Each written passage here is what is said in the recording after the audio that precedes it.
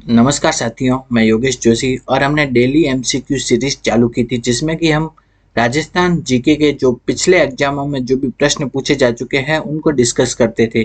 तो आज शुरू करते हैं, कुछ एमसीक्यू देखते हैं आज। तो सबसे पहला प्रश्न है कि निम्नलिखित में से पगड़ी का आभूषण कौन सा है। ठीक है, तो पगड़ी होता है ना, उसका आभूषण कौन सा है। तो पगड़ी का आभूषण है सरपेज। तो सरपेज है वो क्या है, पगड़ी का आभूषण है। अगला प्रश्न है कि रागमाला किसके द्वारा रची गई है। तो रागमाला की रचना की है वो की है पुंडरीक विट्ठल ने। किन्होंने की है? पुंडरीक विट्ठल ने रागमाला की रचना की है। अगला प्रश्न में कहा गया है कि barley stone epigraph. Stone epigraph का मतलब होता है शिलालेख। ठीक है, तो बर्ली का जो शिलालेख है वो कौन सी भाषा में लिखा गया है। वो लिखा गया है ब्राह्मी पांडुलिपि में। ठीक है, तो बर्ली का जो शिलालेख है वो है ब्राह्मी पांडुलिपि में लिखा गया है। तो बर्ली का शिलालेख लिखा गया है ब्राह्मी पांडुलिपि में। आगे हम देखते हैं कि गधों का मेला कहाँ लगता है। तो गधों का मेला लगता है जयपुर में। अगला प्रश्न है कि निम्न में से कौन सा सुमेलित नहीं है। ठीक है, कौन सा सुमेलित नहीं है वो बताना है। तो धौलपुर में कौन से सिक्के चलते हैं। वो है तमंचा शाही, सही है। करौली में माणक शाही सिक्के चलते हैं, ये भी सही है। प्रतापगढ़ में सालिम शाही सिक्के चलते हैं, ये भी सही है। ये तीनों सही है, लेकिन जो भरतपुर है उसमें मदन शाही सिक्के नहीं चलते। तो गलत बताना है, तो इसका आंसर हो जाएगा डी। आगे हम देखते हैं हल्दी घाटी के युद्ध को खमनोर का युद्ध किसने कहा। तो खमनोर का युद्ध कहा था, वो कहा था अबुल फजल ने। ठीक है, तो हल्दी घाटी के युद्ध को खमनोर का युद्ध कहा था अबुल फजल ने। अगले प्रश्न है कि तुंगा की लड़ाई कब हुई। तो तुंगा का युद्ध हुआ था 28 जुलाई 1787 में हुआ था। तो तुंगा का युद्ध हुआ था 28 जुलाई 1787। अगला प्रश्न है कि 12 कोटड़ी के नाम से कौन सा राज्य प्रसिद्ध था। तो 12 कोटड़ी किसे कहा जाता था? आमेर को। तो आमेर को कहते थे 12 कोटड़ी। अगला प्रश्न है राजस्थान में राइका जाति किस व्यवसाय से संबंधित है। तो राइका जाति है वो क्या है, परंपरागत ऊंट पालन से संबंधित है। नेक्स्ट हम देखते हैं राजस्थान संस्कृति में औलंदी क्या है। औलंदी क्या होता था। तो नववधु के साथ जाने वाला पुरुष या स्त्री क्या कहलाता था? औलंदी। ठीक है, तो राजस्थान में जो नव विवाहित वधु है उसके साथ जाने वाला जो पुरुष या स्त्री है वो क्या कहलाता था? औलंदी। ठीक है, नेक्स्ट हम देखते हैं कि दुर्गादास राठौड़ की छतरी किस राज्य में है। तो दुर्गादास राठौड़ की छतरी है एमपी में। नेक्स्ट है कि संत जम्बोजी का समाधि स्थल कौन सा है। तो जम्बोजी का जो समाधि स्थल है वो कहाँ है? मुकाम में। कहाँ? मुकाम में। आगे देखते हैं कि बिट्ठू मेहा के रावले में किन की वीरता के बारे में कहा गया है। तो वह है गोगा जी की वीरता के बारे में। तो बिट्ठू मेहा के रावले में किन की वीरता के बारे में बताया गया है? गोगा जी की वीरता के बारे में। अगला प्रश्न है कि बीसल देव रासो की मुख्य महिला पात्र निम्न में से कौन सी है। तो बीसल देव रासो लिखा किसने था? नरपति नाल ने लिखा था। ये किस पे आधारित है? बीसल देव तथा उनकी जो पत्नी थी राजमती, उनकी प्रेम कथा पर आधारित है। और ये क्या बीसल देव कौन थे? वो थे विग्रहराज चतुर्थ थे ना, उनका ही दूसरा नाम है बीसल देव। ठीक है, तो बीसल देव रासो में जो मुख्य महिला पात्र है वो कौन थी? राजमती। क्या कौन थी? राजमती। अगला प्रश्न है कि पछेवड़ा क्या है। तो पछेवड़ा क्या है? ओढ़ने वाला मोटा वस्त्र है। ठीक है, तो पछेवड़ा क्या है? ओढ़ने वाला मोटा वस्त्र।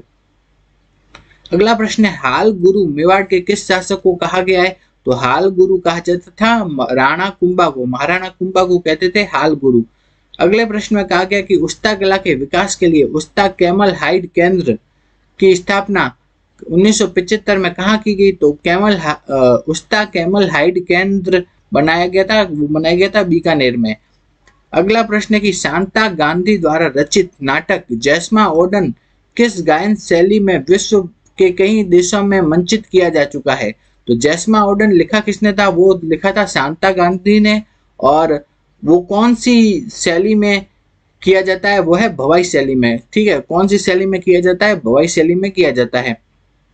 अगला प्रश्न है भीलवाड़ा चित्तौड़गढ़ तथा राजसमंद जिले राजस्थान के किस कृषि जलवायु प्रदेश में आते हैं। तो ये आते हैं उप आर्द्र दक्षिणी मैदान। ठीक है, तो भीलवाड़ा चित्तौड़गढ़ और राजसमंद आते हैं उप आर्द्र दक्षिणी मैदान में आते हैं। नेक्स्ट प्रश्न है कि रूपनगढ़, मैंथा, खंडेला इत्यादि नदियां अपना जल किस झील में जमा करती है। तो ये जमा करती है सांबर में। ठीक है, रूपनगढ़, मैंथा, खंडेला ये अपना जल डालती है सांबर झील में डालती है। नेक्स्ट है कि चांद तैयब, राम सिंह भाटी, साहिबा, उसना चित्रकार निम्न में से किस चित्र शैली से संबंधित है? तो कौन कौन से चित्रकार है? पहला है चांद तैयब, दूसरा राम सिंह भाटी, साहिबा और उसना, ये सब संबंधित है, अजमेर चित्र शैली से संबंधित है। नेक्स्ट देखते हैं कि मैच करना है तो ब्राह्मणी माता का जो मंदिर है वो कहाँ है? सोरसन बारा में। शीतला माता का है चाकसू जयपुर में, जीण माता का है रेवासा में और संचिया माता का है ओशिया में। तो ये मैच हो गया। नेक्स्ट हम देखते हैं निम्न में से कौन सा सुशिर वाद्य है? तो इनमें से सुशिर वाद्य कौन सा है? अलगोजा। अलगोजा एक प्रकार का क्या है? सुशिर वाद्य। आगे देखते हैं अमीर खुसरो की किस कृति से जलालुद्दीन खिलजी के रणथंबोर अभियान का उल्लेख मिलता है? तो जलालुद्दीन खिलजी का जो रणथंबोर है अभियान, उसका जो उल्लेख मिलता है वह है मिफ्ता उल फुतूह। किसके द्वारा? मिफ्ता उल फुतूह जो कृति है किसने लिखी थी? अमीर खुसरो ने लिखी थी और उसके द्वारा जलालुद्दीन खिलजी का रणथंबोर पे अभियान का उल्लेख मिलता है।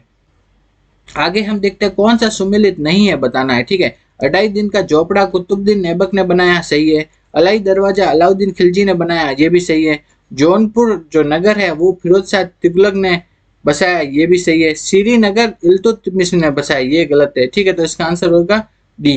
नेक्स्ट प्रश्न बोला गया है अद्वैत लिखित में से कौन सा मंदिर गुप्त काल का नहीं है, ठीक है। गुप्त काल का नहीं बताना है, ठीक है। तो भुमरा का शिव मंदिर ये गुप्त काल का है। तिगवा का विष्णु मंदिर ये भी गुप्त काल का है। देवगढ़ का दशावतार मंदिर ये भी गुप्त काल का है। जबकि खजुराहो का कंदारिया महादेव मंदिर ये गुप्त काल का नहीं है। तो इसका आंसर हो जाएगा डी।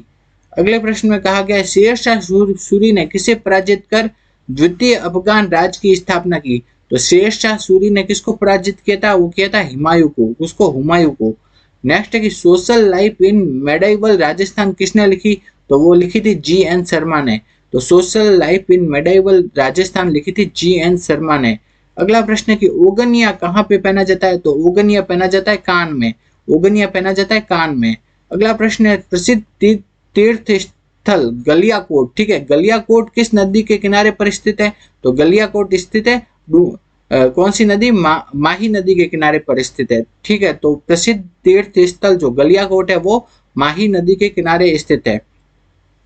आगे देखते हैं अक्षय तृतीया यानी आखा तीज पर किस शहर की स्थापना हुई थी? तो आखा तीज पर किस शहर का स्थापना दिवस आता है? वह है बीकानेर का, ठीक है। आखा तीज पर किसकी स्थापना हुई थी? बीकानेर की। अगला प्रश्न है कि चिरवा का जो शिलालेख है वो किस राजवंश के शासकों का उल्लेख करता है? तो मेवाड़ के गुहिल वंश का उल्लेख करता है चिरवा का शिलालेख। चिरवा का शिलालेख किसको बारे में बताता है? मेवाड़ के गुहिल वंश को, ठीक है।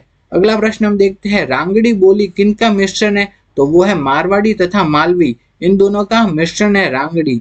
अगला प्रश्न है कि स्वामी दयानंद सरस्वती द्वारा उदयपुर में परोपकारिणी सभा की स्थापना कब की गई? 1883 में। तो परोपकारिणी सभा की स्थापना कहाँ हुई? उदयपुर में। किसने की? स्वामी दयानंद सरस्वती ने। कब की? 1883 में। ये सब चीजें याद रखनी है। अगला प्रश्न है कि हसमत वाला राजा किसे कहते हैं? वो कहते हैं मालदेव को, ठीक है। तो राव मालदेव को कहा जाता है हसमत वाला राजा। अगले प्रश्न में कहा गया है ट्रेंच कमीशन से संबंधित है, ठीक है। तो ट्रेंच कमीशन से संबंधित कौन सा किसान आंदोलन है? वो है बेंगू का किसान आंदोलन। इंपॉर्टेंट प्रश्न है।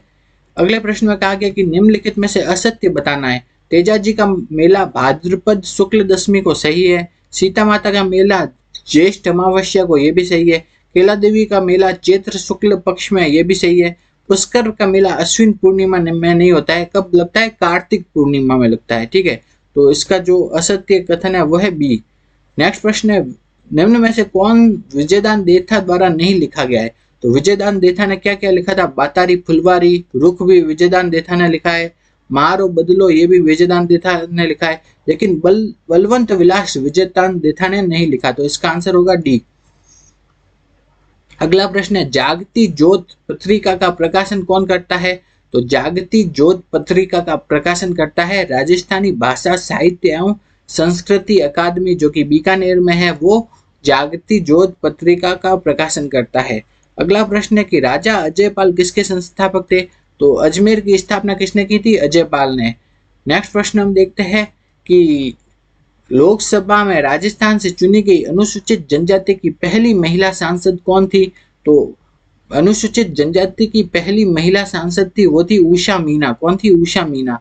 नेक्स्ट देखते हैं कि अगला प्रश्न है कि बड़वा ग्राम से प्राप्त युग स्तंभ अभिलेख किस वंश से संबंधित है? वह है मोखरी वंश से। बड़वा गांव से है जो युग स्तंभ जो प्राप्त हुआ है वो संबंधित है मोखरी वंश से। किसे? मोखरी वंश से। आगे हम देखते हैं हरनावा गांव किस संत से जुड़ा महत्वपूर्ण स्थल है? तो हरनावा गांव है वो किस संत से संबंधित है? वह है रानाबाई से। ठीक है, हरनावा गांव है वो कौन से संत से संबंधित है? रानाबाई से संबंधित है।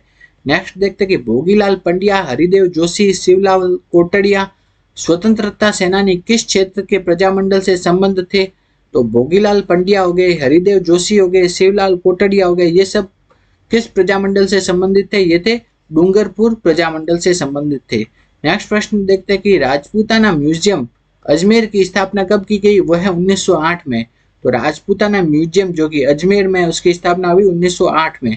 अगला प्रश्न है कि अमृता देवी की स्मृति में खेजड़ली शहीद मेला कब लगता है? तो खेजड़ली शहीद मेला लगता है भाद्रपद शुक्ल दशमी को। कब लगता है? भाद्रपद शुक्ल दशमी को। नेक्स्ट प्रश्न है हरिजन राजस्थानी हरिजन सेवक संघ की स्थापना हुई? तो राजस्थानी हरिजन सेवक संघ की स्थापना हुई अजमेर में 1934 में हुई। नेक्स्ट प्रश्न है कि हुंजा नामक घोड़ा किस राजा से संबंधित था? तो हुंजा नामक घोड़ा का संबंध था बूंदी के उम्मेद सिंह से। किससे? बूंदी के उम्मेद सिंह से। नेक्स्ट है कि 2011 की जनगणना के अनुसार राजस्थान में ग्रामीण और शहरी साक्षरता दर कितनी थी? तो ग्रामीण साक्षरता कितनी थी? 61.4 और शहरी साक्षरता थी 79.7। ठीक है, 79.7% शहरी साक्षरता और 61.4 ग्रामीण साक्षरता। आगे हम देखते हैं राजस्थान के किस स्थान पर अन्नकूट महोत्सव मनाया जाता है? तो अन्नकूट महोत्सव कहाँ का फेमस है? वह है श्रीनाथ जी मंदिर नाथद्वारा का, तो वो फेमस है। अगर आपको हमारा ये वीडियो अच्छा लगा तो वीडियो को लाइक करो, ज़्यादा से ज़्यादा शेयर करो और ऐसे ही डेली एमसीक्यू सीरीज देखने के लिए हमारे यूट्यूब चैनल को सब्सक्राइब करो।